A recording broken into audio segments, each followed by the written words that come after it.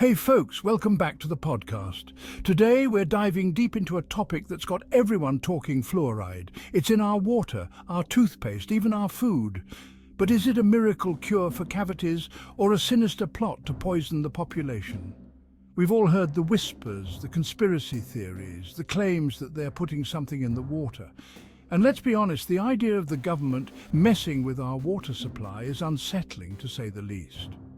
But before we jump to conclusions, let's take a step back and look at the facts. What is fluoride? Where did it come from, and why is it in our water in the first place? Hold on to your tinfoil hats, folks, because things are about to get interesting. So, where did this whole fluoride thing start? Well, it all began back in the early 1900s. Scientists noticed something interesting. People living in areas with naturally high levels of fluoride in their water had fewer cavities. It seemed like a no-brainer. If natural fluoride could help prevent cavities, why not add it to everyone's water? Fast forward to the 1940s, and the idea of adding fluoride to public water supplies was born. This was a time when public health initiatives were gaining momentum.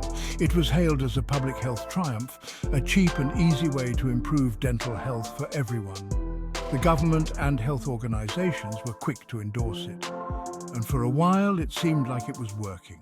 Schools and communities reported fewer cases of tooth decay, cavity rates went down, and fluoride became synonymous with healthy teeth. It was even added to toothpaste and other dental products. But as with anything, there were skeptics. Not everyone was on board with the idea of adding chemicals to the water supply.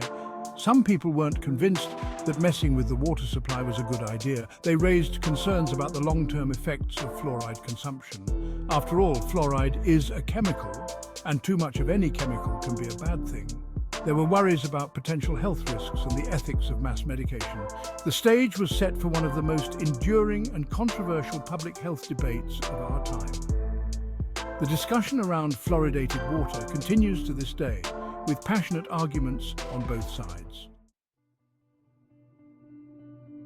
Now, let's talk about the conspiracy theories. Where did they come from, and why have they persisted for so long? Well, it all started in the 1950s during the height of the Cold War. See, around the same time that fluoride was being added to water supplies, there were also concerns about communist mind control. And some people started to believe that fluoride was part of a communist plot to weaken the American public. Yeah, you heard that right. There were claims that fluoride was a mind-altering drug, that it could make people docile and obedient. These claims were fueled by distrust of the government and a general fear of the unknown. While these early theories might sound far-fetched today, they planted the seeds of doubt that would continue to grow in the decades to come. Fast forward to today, and the fluoride conspiracy theory is still alive and well. Despite numerous scientific studies and public health endorsements, the debate rages on, fueled by a mix of skepticism and distrust in authorities. It's morphed and evolved over the years, but the basic premise remains the same. Fluoride is bad for you, and they are putting it in the water for nefarious reasons. This belief has taken on new dimensions with the rise of social media, where misinformation can spread rapidly. Some people believe that fluoride is a toxic industrial waste product that's being dumped into our water supply to save money. They argue that it's a convenient way for industries to dispose of hazardous materials without proper regulation. Others claim that it's part of a government scheme to control the population, to make us sick and dependent on pharmaceuticals. This theory suggests a sinister collaboration between government entities and big pharmaceutical companies. And then there are the health concerns. These worries are not just fringe beliefs, but are shared by a significant number of people who question the safety of fluoride. Some studies have linked high levels of fluoride exposure to a range of health problems, from thyroid issues to bone cancer. These findings have been enough to alarm many, even though the studies are often criticized for their methodology.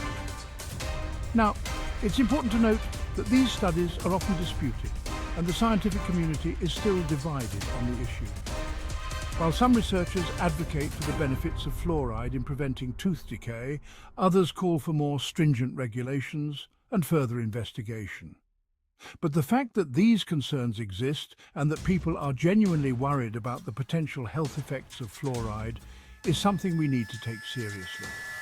Public health officials must address these fears transparently and provide clear, evidence-based information to the public. Section 5. The science behind strong teeth. Okay, so we've heard the conspiracy theories, but what does the science say? Well, there's no denying that fluoride can be beneficial for dental health, especially in small doses. Fluoride works by strengthening tooth enamel, making it more resistant to decay. That's why it's added to toothpaste and mouthwash. And studies have shown that in areas with fluoridated water, there are significantly fewer cases of cavities, particularly in children. So, from a purely dental perspective, fluoride seems like a good thing, right? Well, it's not that simple. The real question is, do the benefits of fluoride outweigh the potential risks? And that's where things get a little more complicated. Section 6. Can too much of a good thing be bad? Here's the thing about fluoride. It's a naturally occurring mineral, and it's found in small amounts in water, soil, and even some foods. Fluoride has been recognized for its benefits in preventing tooth decay and strengthening enamel, which is why it's often added to public water supplies and dental products like toothpaste. But like anything else, too much fluoride can be harmful. While fluoride is beneficial in small doses, excessive exposure can lead to health issues. One of the main concerns with high levels of fluoride exposure is a condition called dental fluorosis. This condition primarily affects children whose teeth are still developing. This happens when children ingest too much fluoride while their teeth are still developing. The excess fluoride disrupts the normal development of tooth enamel. It can cause white streaks or spots on the teeth, and in severe cases, it can even weaken the enamel. This weakening can make teeth more susceptible to decay and damage. Now, proponents of water fluoridation argue that the levels of fluoride added to water are safe, and that dental fluorosis is a purely cosmetic issue. They believe that the benefits of reducing tooth decay outweigh the risks, but critics argue that even low levels of fluoride exposure can have negative health effects, especially over a long period. They point to studies suggesting potential links to other health issues, such as bone problems and thyroid dysfunction. So, what's the answer? As always, the truth is probably somewhere in the middle. It's essential to balance the benefits and risks, considering both the scientific evidence and public concerns. Moderation and informed decision-making are key.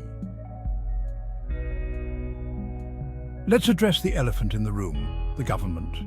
The idea of the government putting something in our water, even if it's supposedly for our own good, can be unsettling, and it raises some important questions about transparency, consent, and individual liberty. Now, I'm not saying that there's some evil government plot to poison us with fluoride, but I do think it's important to have an open and honest conversation about the potential risks and benefits of any chemical that's being added to our water supply. We have a right to know what's in our water and to make informed choices about what we put in our bodies.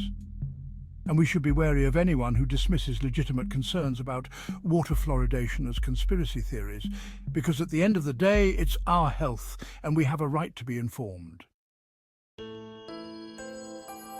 So, where does this leave us? We've got the conspiracy theories, the scientific studies, the government regulations. It's a lot to unpack. On the one hand, we have evidence that fluoride can be beneficial for dental health, especially in preventing cavities.